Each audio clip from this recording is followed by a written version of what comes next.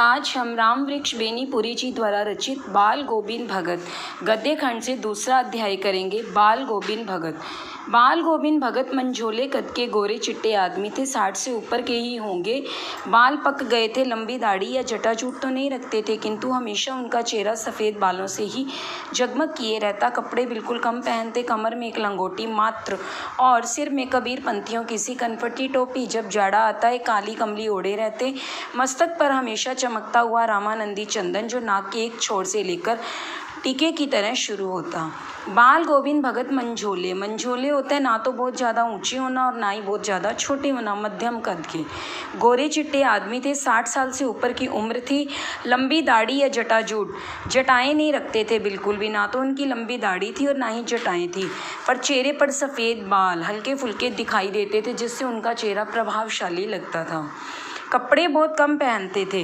कपड़े तो नाम मात्र पहनते थे। एक लंगोटी होती थी कमर पर, और जब सर्दी होती थी तो केवल एक काला कंबल।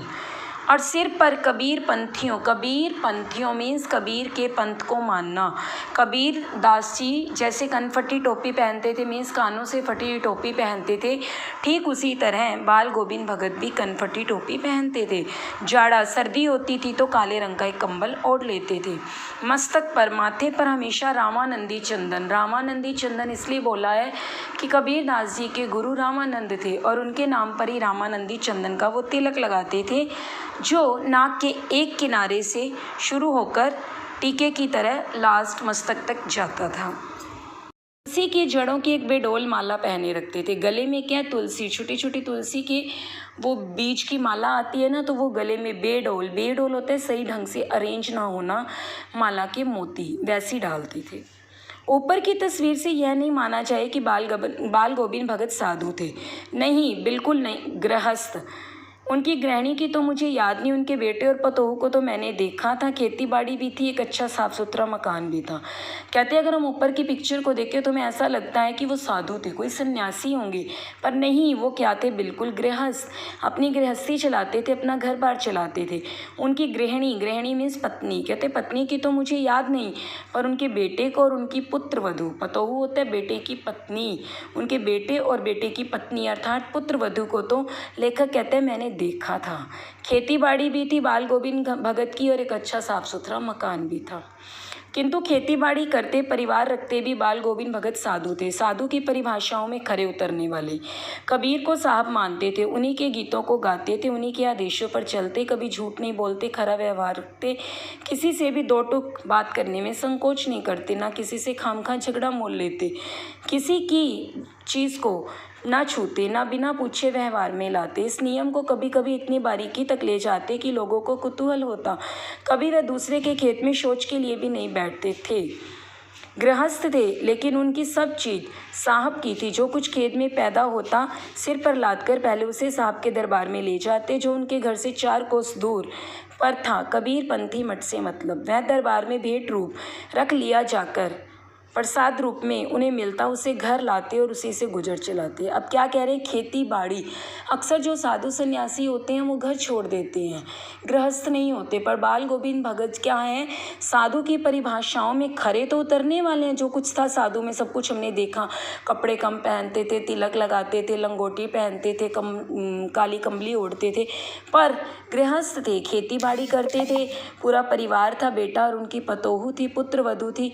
साधु की भाषाओं में तो खरे उतरते थे, पर साथ साथ क्या थे, साधु होते हुए भी गृहस्थ भी थे।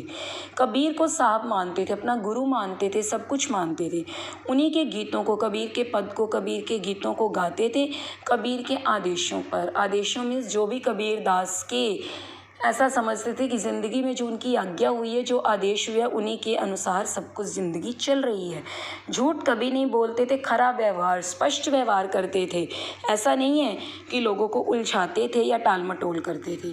किसी से दो टूक में स्पष्ट बात अगर करनी है तो उसमें कोई संकोच नहीं करते थे, किसी भी तरह की कोई शर्म नहीं करते थे, ना किसी से खामखा झगड़ा मोल लेते। किसी की चीज़ को कभी भी बिना पूछे व्यवहार में यूज़ नहीं करते थे। इस विषय को कहते कभी कभी इतनी बारीकी, मतलब इतनी माइन्यूटली इस चीज़ को ले जाते थे कि लोग हैरान हो जाते थे कि इतनी सी बात के लिए भी इन्होंने पूछा। कभी वे दूसरे के खेत में शौच के लिए भी जाना है तो दूसरे के खेत में नहीं बैठते थे। वो क्या कहते थे कि गृहस्थ हूँ पर सारी चीज़ें किसकी हैं, मेरे गुरु की, मेरे कबीर की, मेरे साहब की।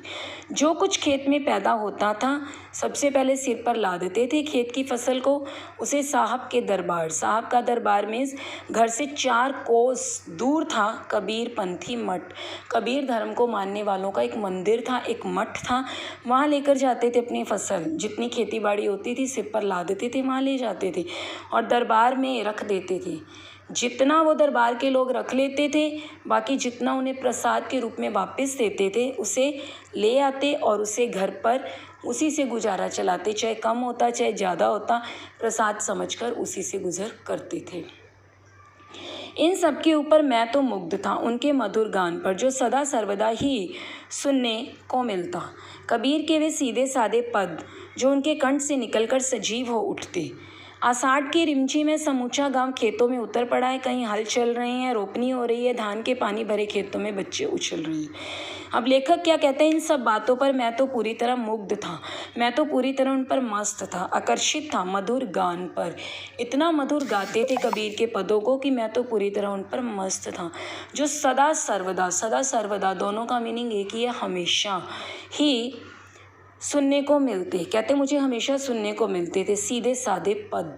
कबीरदास के जो सीधे साधे पद थे, ऐसा लगता था उनके गले से निकलकर अचानक कबीरदास जी जीवित हो उठे हैं, वो पद सजीव हो गए हैं। अब आषाढ़ देसी महीना है, श्रावण आषाढ़ का महीना है, जो देसी महीना है। उस महीने में क्या होता है, सावन भादो आषाढ़ में बारिश होती है हल्की फुल्की।